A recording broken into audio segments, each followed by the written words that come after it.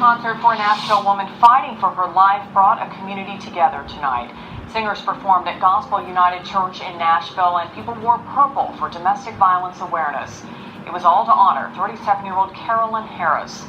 Harris's boyfriend is accused of shooting her after the two were arguing last month.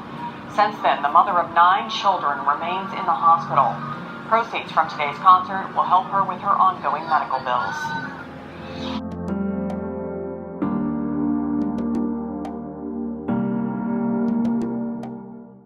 Domestic violence continues to be a problem here in the United States, with no sign of slowing down. Both men and women can be victims of intimate partner violence, but women are more likely to be victims.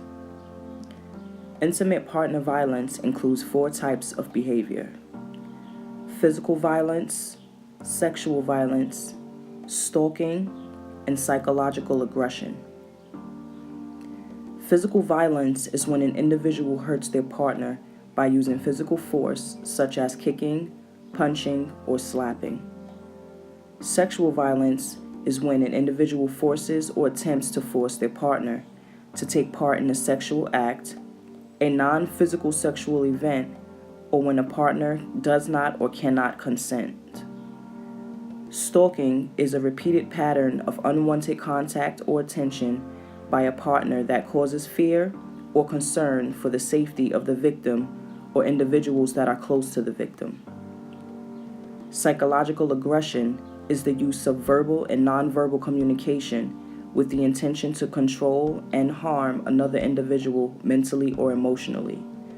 It is important to understand that these different behaviors can happen all at once and is connected to other forms of violence.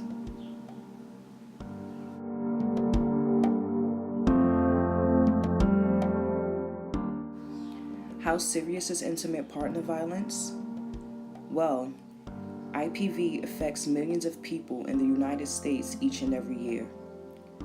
According to the CDC's National Intimate Partner and Sexual Violence Survey, nearly 1 in 4 women and about 1 in 7 men report having experienced severe physical violence at the hands of an intimate partner in their lifetime. What can we do to stop IPV before it begins?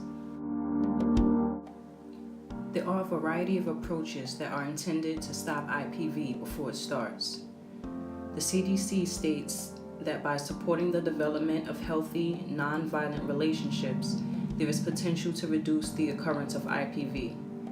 It could also prevent damaging, long-lasting effects on individuals, their families and friends, as well as their communities. With healthy relationship programs for couples and socio-emotional learning programs for youth, we can teach safe and healthy relationship skills. Family-based programs, bystander empowerment and education, and men and boys as allies in prevention are programs that can help engage influential peers and adults. Parenting skill and family relationship programs, preschool enrichment with family engagement, early childhood home visitation, and treatment for at-risk children, youth, and family are programs that can alter the developmental pathways toward partner violence. By improving school climate and safety, modifying the physical and social environments in our neighborhoods, and improving the organizational policies and workplace climate can create an environment of protection. Economic support for families can also help stop IPV before it starts by strengthening work-family supports and household financial security. Survivors of IPV must be supported to increase safety and lessen the harmful encounters. Housing programs, patient-centered approaches, victim-centered services, first responder and civil legal protections, as well as treatment and support are all services that can assist individuals that have experienced IPV.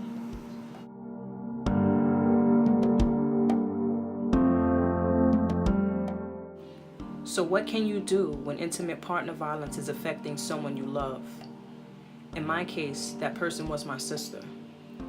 My sister Shaquanna is a survivor of IPV, and one of the hardest things I've ever experienced is seeing my sister battered and bruised. Shaquanna endured almost 10 years of verbal, mental, and physical abuse at the hands of her children's father.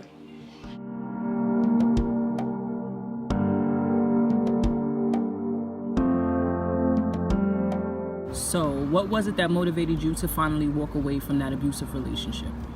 Okay, so back then we had already been together for about 9 years, and for me, I was loyal like almost to a fault. Like I felt, even though I was in a bad situation, I felt like I was wrong for wanting to leave the relationship because of the fact that we had kids together.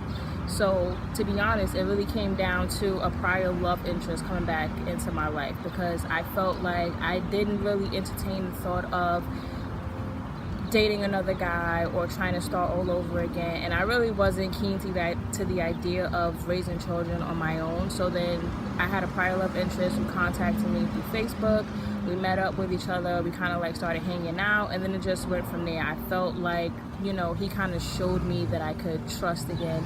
And it also came down to like safety, where I felt like, you know, because he was a man, if there were any type of retaliation from the previous relationship, that he'd be able to at least protect me or defend me in some type of way. So it sounds a little weird to say that it really took for a man to come in my life, but in that situation, that's what it was, because of the fact that I couldn't see that I didn't have to maintain my loyalty to someone who was putting me in an abusive situation. But at the time, I didn't see that. It really took for him to come along and kind of like help open my eyes to things that I was unable to see before.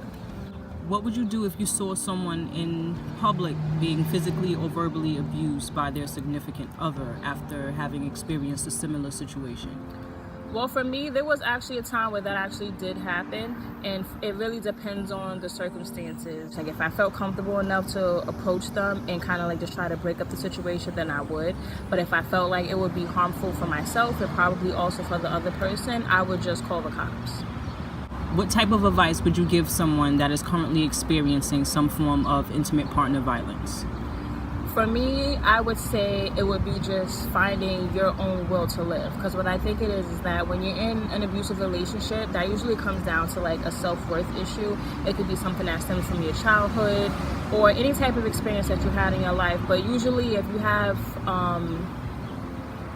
self-love issues, just like some type of self-esteem issue, that's where you find yourself like accepting less than what you deserve. So I think that when you find your own will to live, it gives you a little bit more, it just gives you something to look forward to. And I think